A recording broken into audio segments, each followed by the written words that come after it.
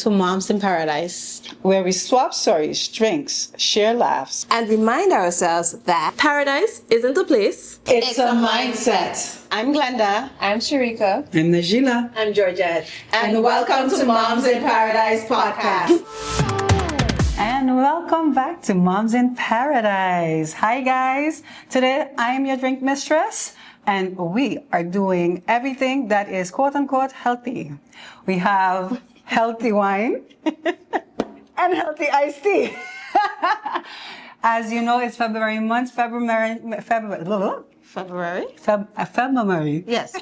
That. As you know, it's February and it's the month of love. Love to our significant others, love with our friends, happy Valentine's, happy Galentine's. All the things. And all the things. And if you didn't know, February is also Heart Awareness Month, Cardiovascular Awareness Month. So that's why today I decided to create our mulled wine. Okay. And a sorrel iced tea. Okay. So to make our mulled wine, we had to pour any red wine will do, any dry red wine with cinnamon, cloves, orange, and to hit a little flavor, Caribbean flavor, some hibiscus and sorrel and anise. You got a lot of things. Yeah, there's some things. You put them in a pot, you have it simmer. Okay. Now, this is what we call glühwein, or in German glühwein or mulled wine. And mulled wine is usually drank in the colder seasons. But because, St. Martin have a winter too, I decided we was going to do this. And this is, my cardiologist told me that I'm allowed 1 glass of wine every day. Okay. So, 1 big glass of wine. 1 big glass of wine. You can make it a big glass. You can make it what size? You just just one glass of wine every day. So because of that, I decided to make my wine a little healthier with some spices. Okay. Give it a little flavor. And that's what we're going to do today. Experimenting today. We're not experimenting. It's an actual thing. I didn't say it wasn't an actual thing, but we are doing it. So it's an experiment. It is an experiment. I hope it tastes good. I hope so too. Let me see. What do you need me to do? Well, you can pour for our non-alcoholic drinkers the sorrel iced tea, which was also infused with the same spices and orange juice. Okay. So then that's it? Yeah, that's it. Oh. Simple. Oh, it done make already. We putting in these things. No. It was just. This is just for show so that you guys know what you need to put in it to make it. Oh, and don't forget a little hit of brandy. Because nothing don't go right without some brandy. That just make it a little bit better. Okay. Yeah. Okay. And cheers. Till the table. Till the couch. My bad. And welcome back. Now that we're comfy sitting with our drinks in our hands, we want to say Drinks in hands. Drinks in hands. Cheers to a good episode. Cheers. Now, as you can see, we have a guest. Our guest today is none other than our own homegrown Dr. Lake Bird. Or Emiko Lake Bird? Bird Lake. She is our cardiologist on the island. And as you know, I am a part of the Heart and Stroke Foundation. So is she. So we wanted to talk about having a healthy heart. And so we're going to just start. Yes. Dr. Bird, thank you for being on the show today. Thank you, everyone, for inviting me. It's been, to be in a little chill mood and just chat with everybody. To chat. Yes, because it's important. As you know, this is Heart and Stroke Awareness Month, and the Heart and Stroke Foundation, we try to bring out a lot of awareness during this time. But let's first talk about St. Martin and their hearts. You've probably seen lots and lots of clients, Yes. lot of things. What is one of the biggest proponents to having heart issues?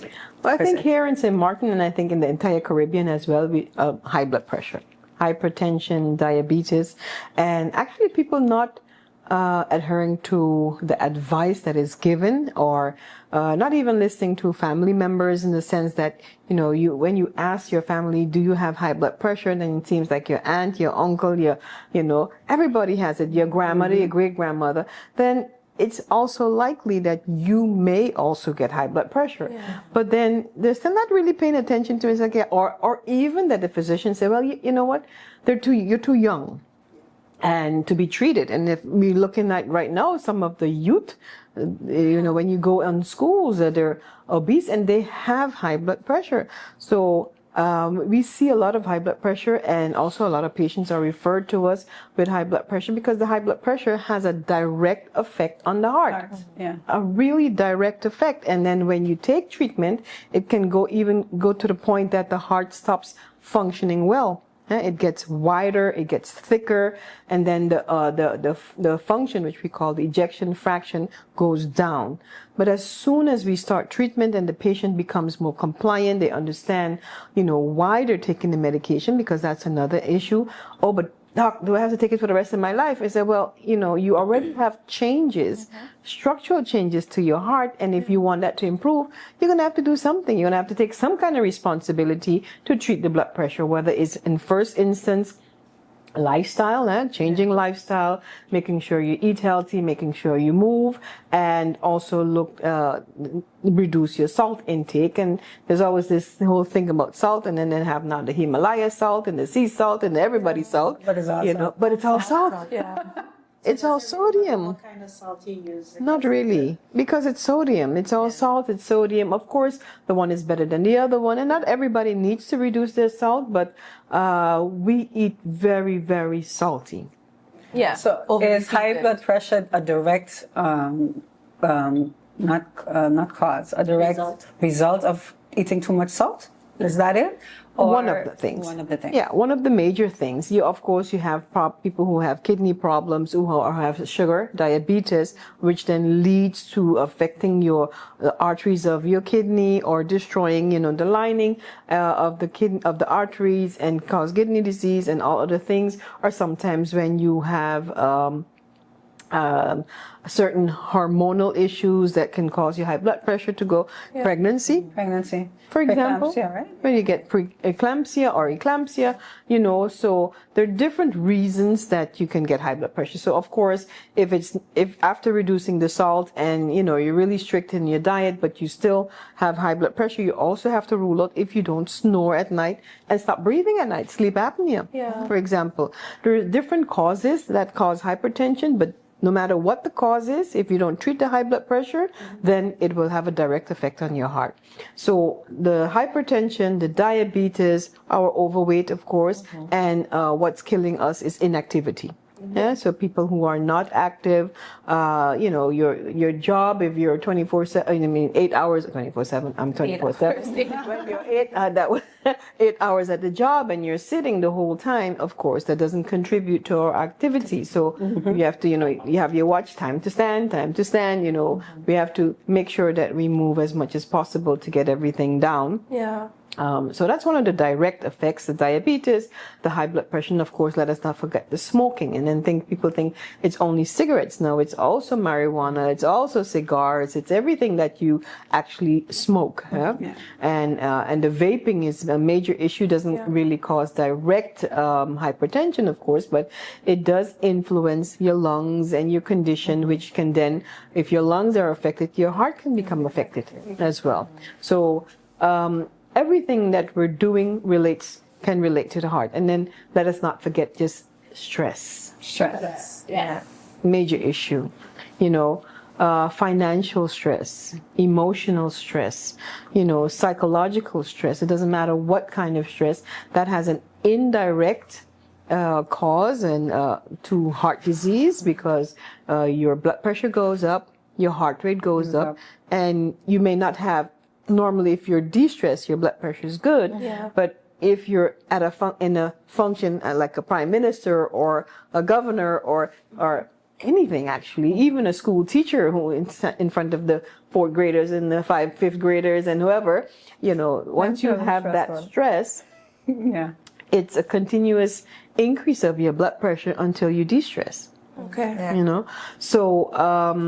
We as medical professionals, we also need to learn how to de-stress. Yeah, because your job can be very demanding. We need to learn that, right, Sheila? We need to learn. We're not very good at We're not very good at that. We continue and we continue, and we do give the advice. You need to, de-stress. You need to relax. You need to do less. But then, on the other hand, everything becomes more demanding. Yeah. And it depends on your character. You want to do different things, like the Heart and Stroke Foundation. You want to be involved in the community service, But still, we're hoping, and one of our events is also to give attention to healthcare workers and caregivers, to also think about our own health. Yes. Yeah, so together with Solely Fit, we're gonna have these sessions, a retreat, kind of 3-hour retreat is not a whole, long time, but just to realize that we also need to de-stress, Which organization? Solely Fit, yeah.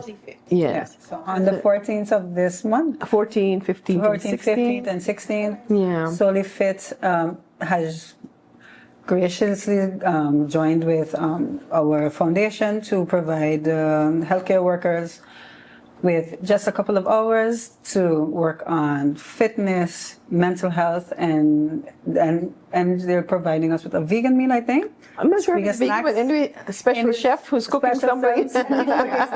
healthy food, Healthy food, so yeah. that your insides are nurtured, your mind is nurtured, and your body is nurtured. Yeah. So it is something that we are really happy about. Yes. And it's also very necessary, as Dr. Bird says. Especially as healthcare providers, what tends to happen is that we give a lot of we take on, unfortunately, a lot of the people's emotions. So those stress factors go up, and we try to be like understanding and empathetic, and we're talking, and we give a lot of bad news also. Yes. I can't even imagine how much bad news in a day you have to give when you look at someone's chart and you're like, yeah, well, you're hypertensive, and your blood and your heart, there might be signs of heart failure, because heart failure is scary. When someone thinks heart failure, they're thinking death. Yeah. Yeah. Which might not be the case right off the bat, but it is also a bad Yes. symptom. It's a bad symptom. It's a bad. Just to give you that example, I was on call until 8 o'clock this morning, and the patient had not taken medication for 1 day, but came with shortness of breath. Yeah.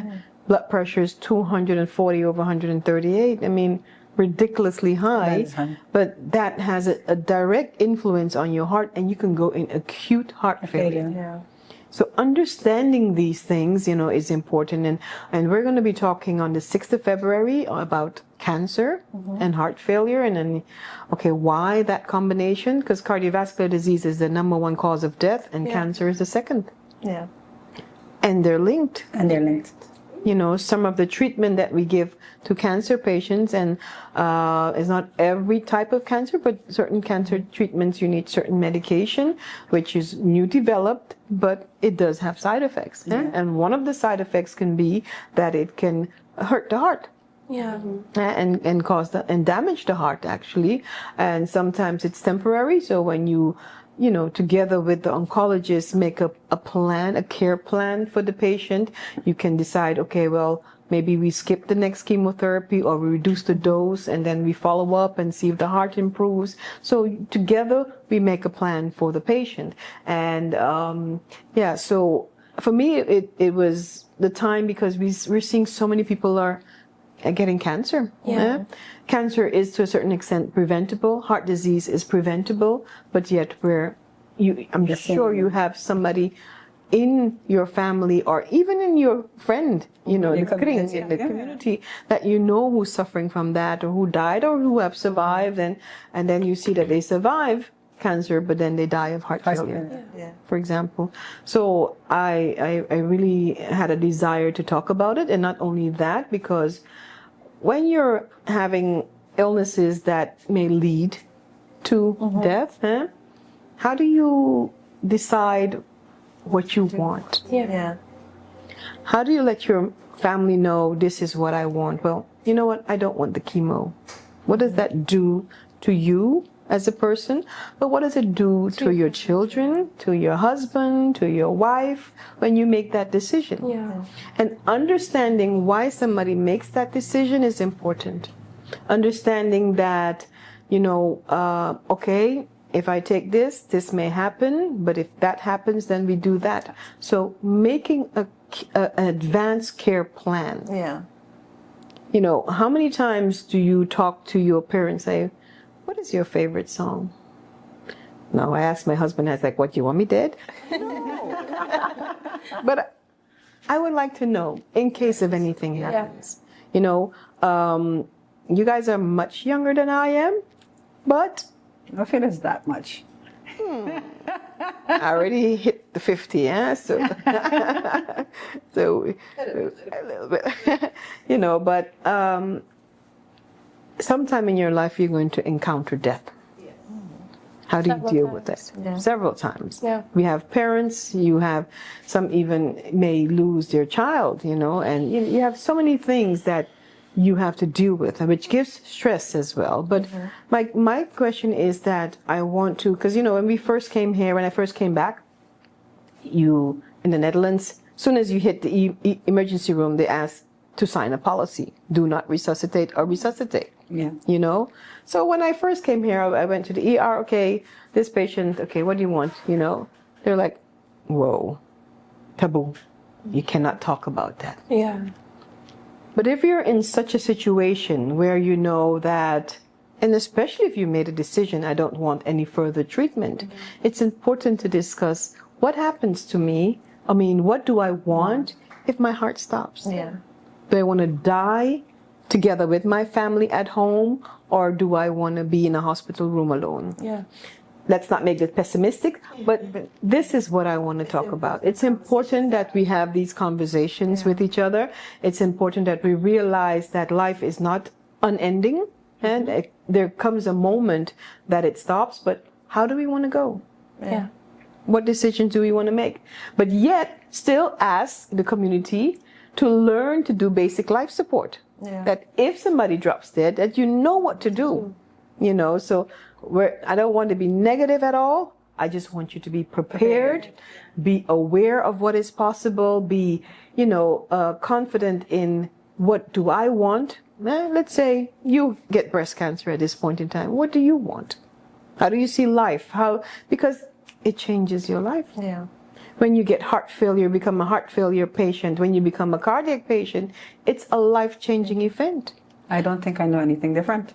You don't know it? I was born a cardiac patient. I was born with heart problems. Yes. So I don't know And anything different. No, but you grew up like that. You adapted without even knowing that you're adapting. Yeah. You know, and so you know that there's no other life that you know. But when all of a sudden you're 34 and you get your first heart attack, you feel like your body just Fails you. fails you. Yeah. It's like, but what happened? I did everything right. Exercise. Exercise, I did everything, but I still got a heart attack at 34. And crazy. isn't that usually linked to problems from birth? When you see a seemingly healthy person exercising, working out, doing everything that they're supposed to do, but they've had a heart defect forever. It could have been a small murmur, but they never noticed it. Yeah. Does or genetics. genetics? Genetics. Genetics, because you can't predict, you know, and that's what I always advise younger people. Talk to your parents. Ask them, what medications are you taking? What illnesses do you have? Because it's taboo. Yeah. Yeah. And now you're trying to talk about it more. But if you, at my young age, I would never ask my mom. I wouldn't even think about it. You know, it's like, are you sick or do you have medication or not?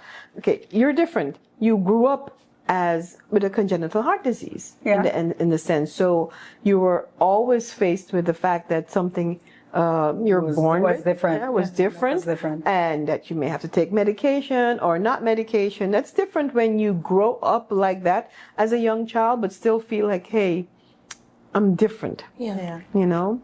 I can't say that I felt like I was different. But I knew that I was. Yeah. But I always felt accepted because Yes. that's what my mom did. My mom never made me Exactly. feel like I couldn't do it or I shouldn't do it and she never babied me. It was always, yeah, she's crying, give her a paper bag, let's go. That was it. It was Exactly. never, oh my God, she's Yes. going. No, she never did that. And on that note, we're going to take a quick moment and we will be right back. And welcome back. We're here with our Dr. Bird, none only Dr. Bird, and we have to excuse one of our co-hosts. She had to leave a little earlier, but we are going to continue the party and continue talking about cardiovascular awareness, which brings the question, what is cardiovascular awareness? Yeah, so cardio means heart, vascular means the arteries and all, the veins, and the disease that links that. So that could mean anything with the heart, but also with the big aorta, with your brain, getting a stroke, hypertension, diabetes, all affects the lining of the arteries. So when you get blockage in plaque or hard, cholesterol plaques in the arteries, it causes a blockage, and then you can get a heart attack, for example, but you can also get a stroke. Sometimes when the arteries are widening and they burst, you could get a stroke by bleeding in your brain, or the artery in your body can also burst or tear. So that is about the range of cardiovascular disease. So everything with your heart, also with the brain, actually with almost every organ, every artery that leads to every organ. So you can get blockage of the artery to your kidneys, blockage to the artery to your legs and toes, and that's the whole vascular thing, and the whole heart thing. That's cardiovascular disease. So it's a range of things that can occur and also be affected by high cholesterol, diabetes, hypertension, high blood pressure, smoking, like I said, inactivity, stress, and environment. Yeah. And social environment, economic environment, that all has an influence on that. And then we have all the genetic factors here, aging, natural process, whether we're male or female, because everything is different. Women are unique. We're special. So, we have all special ways of getting all different kind of diseases. And we were excluded quite a bit out of a lot of research. A lot of research was mainly men. So what we're trying to do all these years is apply everything that they've researched by men, apply it to women. And it doesn't work. It doesn't work. We have to stimulate more women also to do research, because research is important. And then people are like, yeah, I'm not a guinea pig. But if we don't do research, we won't know how medication works. We won't know, have new developments of, because if you look at how the medical field is evolving, every day we have to catch up, read up, see what's evolving. You cannot stick with what you've learned in 2010 and think you're going to be able to work in 2025. You can't. And if you do, you're inadequate.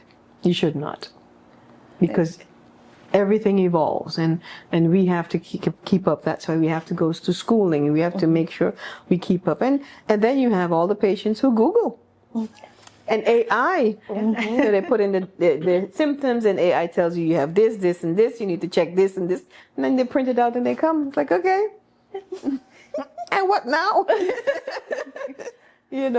So we have to keep up, but patients have to keep up. Yeah. How many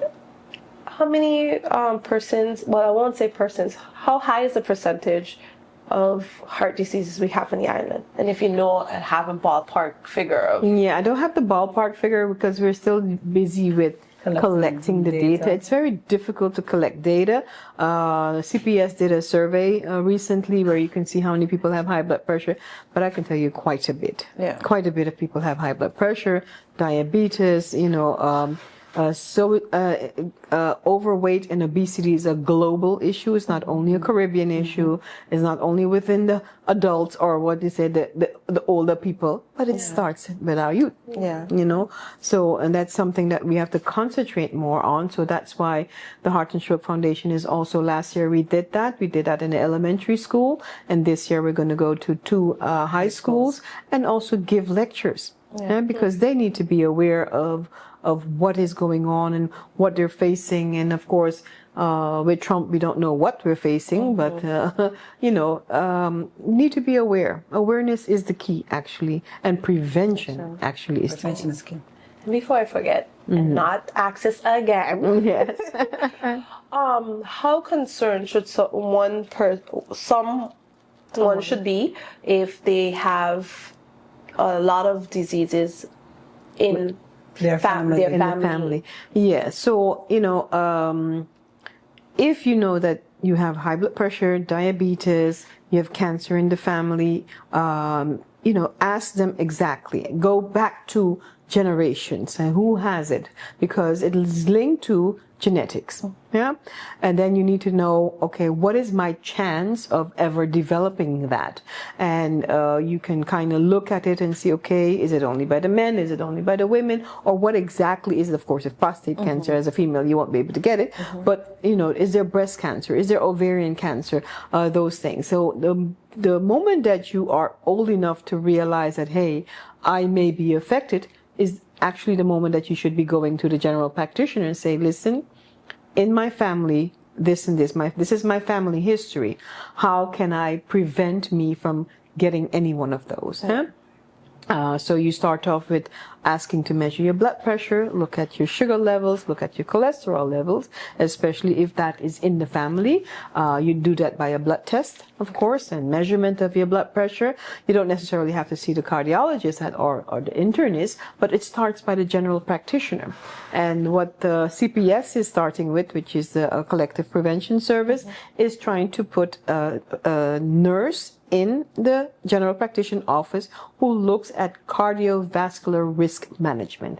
So they look at the patients who have high blood pressure and try to guide them more than only the general practitioner. You just take away some of that responsibility. Because most of the time, the amount of patients that you see at times, you don't have that half an hour to sit and chat and talk. When you have designated nurses or educated and nurses, not as educated, but those who have specialized nurses, to go and look at that, that's much better for the patient. And we've seen that, question, one of the things is the heart failure nurse, for example, so they can have more time to concentrate. I think one of the questions that we need to ask is, what is heart failure? That means that the heart is unable to pump the amount of blood that it needs to the body, to nurture, to give the blood and nutrients to all the organs. So instead of it pumping it forward, it's pumping it backwards into the lungs, where you get short of breath, or into the rest of the body, where you get swelling of your feet and you get shortness of breath, you get fatigue, you're unable to do exertion, you notice that your physical condition has decreased, or you're just tired, fatigued. And the heart can fail in different ways. So not only because it's not contracting good, but it's also one that it's not relaxing good. Because the blood flows back into the heart when the heart relaxes. And if you're unable to relax good, or if you have a fast heart rate, you're unable to get that blood, it can also lead to heart failure. So there's so many things that can lead to heart failure, or also direct damage to the heart muscle. Like the medication that we give for chemotherapy, or sometimes that a protein can enter into the heart muscle and cause heart failure. So heart failure is just what is the result of something that is going on that has affected the heart, where the heart is unable to pump forward the blood to the body. What would be the treatments for those? That has evolved. The treatment can be different depending on the cause. So if high blood pressure is the cause, treat the high blood pressure. And in the meantime, you also give medications that prevent you from filling up with fluid, because heart failure is when you get short of breath, the fluid, that the blood that cannot be pumped forward, is going into the lungs. So you're kind of drowning in your own fluid. Or you see swollen legs, and they don't, in the morning when you wake up, they're still swollen. That is heart failure. So you give medication that you can pee out, urinate out all the fluid that you have, and we give other medications to try to improve the function of the heart. And there's a golden 4, now golden 5, but it doesn't suit everybody. And if you have a type of cancer that protein goes into the heart, you have to treat that cancer. Yeah, so that to hope that the pump function will improve. Because cancer of the heart itself, because you can get cancer of the heart, but that's not often. It's not something that I've ever really heard of. It's not that common. It does occur. You can get cancer of the heart itself, Wow. but a lot of times that the cancer elsewhere goes into the heart also.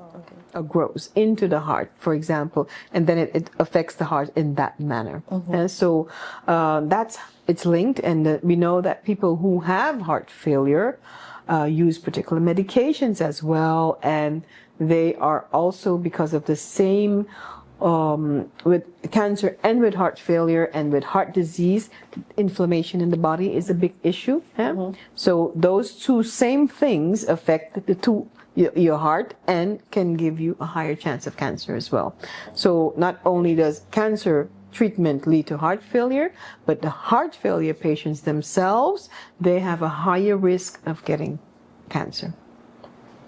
And it's a touchy subject, but you can be stable. Even if we've discovered heart failure, if you take your medication, we can stabilize you. Of course, at a given point, if your heart, has gotten too weak, then you reach the end stadium. And then we talk about end stadium heart failure. We talk about end stadium cancer. So you see there's so many different relationships to it. And what is that exactly, end stadium? End stadium means that the heart is so weak that no matter what medications we give, it does not improve the heart. The only way that you can improve it is give a new heart. Heart transplant. And heart transplant. We can't do that here. And sometimes there's a bridge in between that they give an external device that helps the heart to pump. And then you can live with years with that until you get a heart transplant. And that's not done here locally? No, it's very expensive, and we don't have the donor system, because once you need a heart transplant, the moment that person passes, within 24 hours, that the next recipient needs to get that heart. And then you have to match it. You have to make sure, of course, it doesn't have particular diseases like HIV or infections to be able to give to the recipient. And it has to match. And if it doesn't match, then you will get a reaction and your body will reject it. Then you went through that whole procedure for nothing. So those patients who have a poor heart, and regardless of the medication that we've given and we don't see an improvement, we recommend that they go to the Netherlands, and they really actually have to move to the Netherlands. And then you go there and you go to the university hospitals that do heart transplant, and they place you on a list. So it can be devastating in the sense that you have to leave your comfort zone. You have to go with your entire family and go over there. And on the other hand, it could save your life. Yeah. But those are decisions that we have to talk about and say, what do we want? But that's what I said. It's so important that in life, you have to realize it's no longer about what the doctor says. Your opinion matters. That's why we do now shared decision making, meaning that I have the responsibility to explain to you what is wrong with you. I have the responsibility to explain to you what are the options, and to explain to you what happens if you do this or if you don't do that. You have the responsibility as a patient to understand and ask questions, and to be able to read upon it and say, let's have a discussion. What is best for me? Not every treatment is good for everyone. What is good for you is not good for you. Yeah. And people say, oh yes, but I have this, and I had a heart attack, and I getting this medication, and the other one's like, well, I'm not getting that, but there's a reason why. Right. Yeah. Don't use each other's medication. That's one thing. Don't compare each other with each other unless you understand the mechanism of what went wrong. So this person might have a heart attack because they had a tear in the artery of the heart, and you might have a heart attack, or this other person might have a heart attack because they had a blockage of plaque. Yeah. Very different. Both are heart attacks, but they're treated differently. Very differently. But when you understand, and when there's explanation, and you have time to sit and talk to your physician and say, listen, this is my life, what is next? How do we move forward? What are the treatment options? What if? And what if? And what if not? Okay. Yeah? So if anything I want to help you to understand today is your values matter, your opinion matter, and your decision matters. Whatever decision you make, discuss it with your family. Let them know that this is what I want for me. Yeah. A lot of times we make decisions for our loved ones because we don't want to miss them. We don't want to lose them. We don't want to lose them. But what is good for them? Yeah. How much pain do they have? What is their opinion? It's like, yeah, but you don't understand. You have your grandchildren, you have this one to live for. Yes, you do. But what do you want? Yeah. So, as you were saying, and I do want to bring it back to mothers, because I've been in a situation with my mom passed of cancer, and we did have the conversation of what is important to her, what are her values, and those kind of things. But that was, as long as I can remember, my mom always talked about what would happen if she was to pass, what she would want. Yes. Right? She didn't want to. She didn't want to go in an ambulance, because ambulance means that she didn't want to go. She didn't want to stay at White and Yellow Cross. As an older person, she didn't want to do that. She wanted to die in her own home. Those kind of things. Now, unfortunately, none of that happened. Oh, wow. It didn't, because she was really sick in the hospital, and we couldn't take care of her at home. Yes. So we had to make a decision, and she had to go to hospice. But my mom, being my mom, spent 20 minutes in hospice and then passed. So Stood on her word. she stood on business. It is very important to have that conversation, because as much as I wasn't able to give her everything that she wanted, I did get to give her some of her heart's desires. She wanted Joshua to sing at her funeral. We got Joshua to sing at her funeral, and it was a very beautiful moment. People thought I was crazy because I was smiling. I had a big smile, but I was smiling because of the amount of love that my mom poured into the community. I saw her giving back on the day that on her funeral. So it was very beautiful in that sense. Losing my mom wasn't easy, but it was good that we had that moment, that we talked about those things, that I knew what I would be able to give her in the end, and that she would, and I pray that she loved it. Wherever she is watching down from heaven at us, I pray that she loved what she saw on that day as much as I appreciated it. Because people always look at me and say, you view death weirdly. I've worked at White and Yellow Cross. I've seen a lot of people pass in the 9 years that I've worked there. That can be something very relieving for a person. Suffer, you don't want to see people suffer. And I saw my mom in a space where she wasn't even able to express herself anymore. She died of cancer.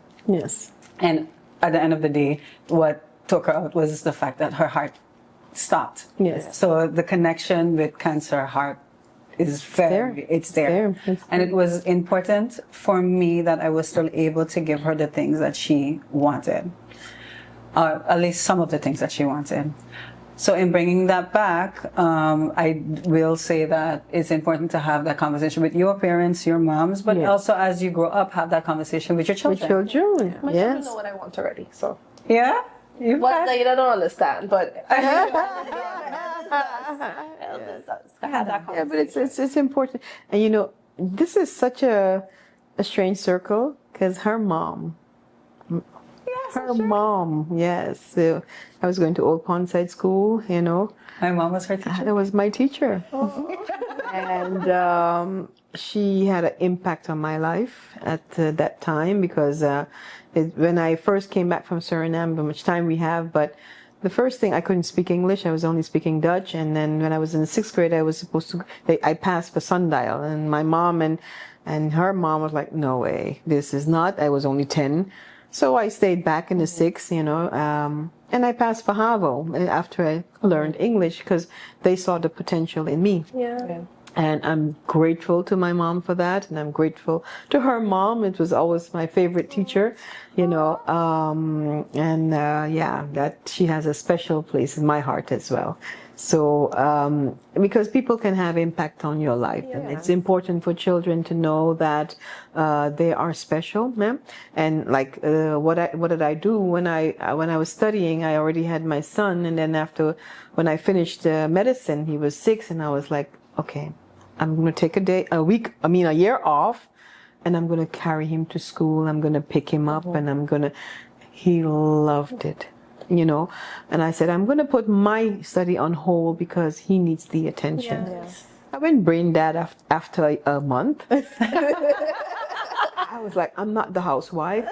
I'll praise the housewife. It wasn't me. Yeah. So I went to do something between 9 and 3 so I could still do that. And I did it for 8 months. I was proud of myself. And then I said, okay, honey, I have to go back to work. I need to continue my studies, But taking that moment out for your children is important. And it's important no matter what profession you are in. My priority was my son. Yeah. Regardless if I had an exam or not. As always, I had counseling, they say, a chance to do it over in life with certain things, but you have to know what your priority is. And also with your loved ones, you have to know what is important to them. Yeah. Yeah. Not only about us, it's not about us, it's about them. Yeah. As much as we can, we try to make sure that they get what they want. need. Yeah. They need. Yeah. So quick question. You studied in the Netherlands, I assume? Yes, I started in the States, and then I came back, and then I went to the Netherlands, and I completed it, restarted actually, because I did pre-medicine and chemistry in the States, and then when I went to the Netherlands, the chemistry was, not added to the medical school, so I had to restart it. So I did the medical school there, and I worked, and then I did my specialization. And in 2010, I became a cardiologist. In 2016, I came back home. Home, sweet home. 2016 already? Well, 2015, yes, I started to rotate, actually. Yeah. And 2016, I came back home permanently. Feels- And became the first female and daughter of the soul cardiologist. Homegrown, I'm telling you. I'm encouraging everybody who is out there. It's worth it. I know, salary, this, that, but if you have a passion for your community, you will come home Yeah. and do Please what you come can. home. Please come home because you can make things happen. Yeah. Yeah.